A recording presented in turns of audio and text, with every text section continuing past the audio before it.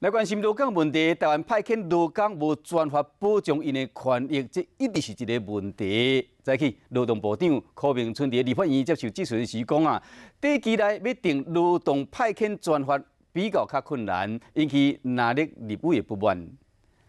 蔡总统在上任的时候讲的公开要喝天，结果做出来的一塌糊涂。他受到真正雇主欺压，对他劳基法不够保障的时候，问题是我的签约对象是派遣公司，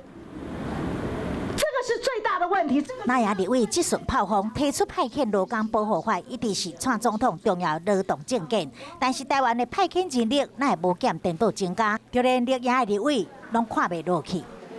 派遣劳工保护法是不设立专法，这个是既定的。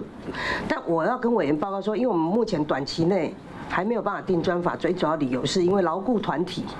对于那个